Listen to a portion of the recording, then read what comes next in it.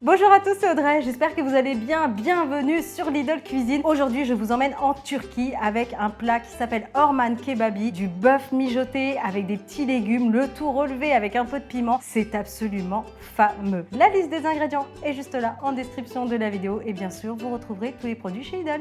C'est parti! Pour réaliser notre Orman Kebab pour 4 personnes, on aura besoin de 500 g de rhum steak, un filet d'huile neutre, 100 g de petits pois congelés, 2 cuillères à soupe de farine, une cuillère à soupe de paprika, une cuillère à café de piment doux, une cuillère à soupe de concentré de tomates, du sel et du poivre, 2 pommes de terre, une gousse d'ail, 2 feuilles de laurier, un oignon, un piment vert et enfin on aura besoin de 2 carottes. Je vais commencer cette recette avec le bœuf, du rhum steak parce que c'est bien tendre, c'est vraiment l'idéal. Le but c'est de faire des petits cubes pour avoir des petites bouchées en bouche, à peu près d'1 centimètre. Je vais commencer tout de suite avec la cuisson du bœuf, vous allez voir, j'ai 1 centimètre mais allez 1 centimètre et demi. Je vais juste commencer à préchauffer un petit peu mon faitout. Ça c'est une recette que j'adore faire à la maison, surtout pour Maxime, parce qu'on avait dégusté ça au restaurant, dans un restaurant turc. Ça a été vraiment une découverte pour nous. Orman Kebabi, c'est très simple en fait à faire et c'est plein de saveurs. C'est vrai qu'à cette époque de l'année, on aime bien les plats un peu mijotés quand même. La viande, des petits légumes, c'est réconfort. On mange ça le soir devant un film, c'est génial. D'ailleurs, c'est un plat que l'on peut tout à fait compléter avec un petit peu de riz. C'est vraiment très copieux, mais on peut le faire. Je vais récupérer l'huile, on l'ajoute dans le faitout. Faut juste attendre un petit peu que ça monte en température. Moi, ça va. Comme j'ai préchauffé, ça va assez vite. Je vais ajouter la viande. Ce qu'il faut faire à cette étape-là, c'est la faire saisir et il faut attendre qu'elle arrête de rendre du jus parce que si elle rend encore un peu trop de jus, ça va faire des impuretés en fait dans votre plat à la fin. On veut éviter ça.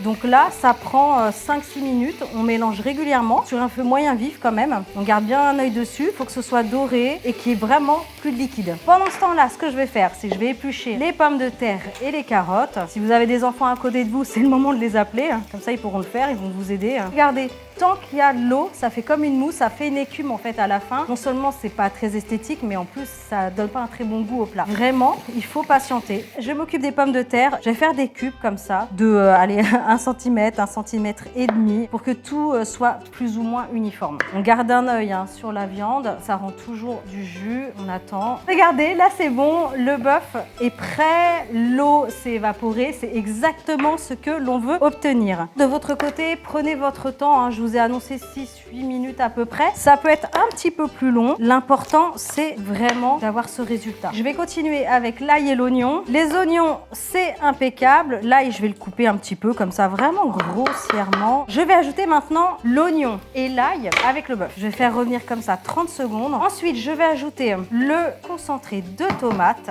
J'ajoute ensuite le piment doux, le paprika, du fumé ou du doux comme vous voulez. Pincée de sel, parce que c'est pas encore salé, du poivre. Je vais bien mélanger. Je suis toujours sur un feu moyen. J'ajoute à ce moment-là la farine. Il faut bien mélanger que la farine incorpore chaque morceau d'oignon et de viande. Je vais ajouter un peu d'eau. C'est ce qui va en fait épaissir la sauce. On va terminer avec les pommes de terre, les carottes, les feuilles de laurier, le piment. C'est facultatif, mais si vous ne l'ouvrez pas, ça piquera pas. Ça va juste parfumer et relever le plat. Je rajoute de l'eau. Le but en fait, c'est que ce soit vraiment tout juste recouvert. Pas trop, mais suffisamment, que ça puisse mijoter en fait tout simplement. J'ai gardé les petits pois parce que je les ajouterai 5 minutes avant la fin de cuisson, sinon ça va être surcuit, c'est pas la peine. On couvre, on laisse tranquillement sur un feu moyen 30 minutes. Ça y est, ça fait à peu près 25-30 minutes.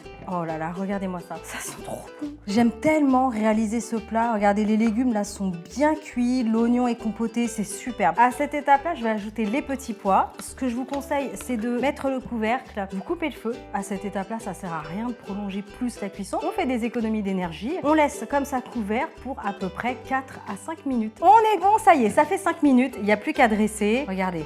Petit plat réconfort, comme je vous disais. On prend un petit plaid, on se met dans le canapé, bien au chaud, avec un petit film, une série. Comme je vous expliquais tout à l'heure, on peut tout à fait ajouter du riz. C'est un plat qui va être encore plus complet, mais ça se sert aussi de cette façon-là. En tout cas, nous, on va se régaler. Maintenant, c'est votre tour de réaliser ce plat traditionnel turc, l'Orman Kebabi. Vous avez vu, c'est assez simple à réaliser. Quelques petites carottes, des pommes de terre, un peu de bœuf, et c'est un superbe mijoté pour cet hiver. Vous allez adorer. Je compte bien sûr sur vos retours. Pensez bien à liker, partager. Abonnez-vous à la chaîne Lidl Cuisine et moi, je vous retrouve très bientôt. Ciao!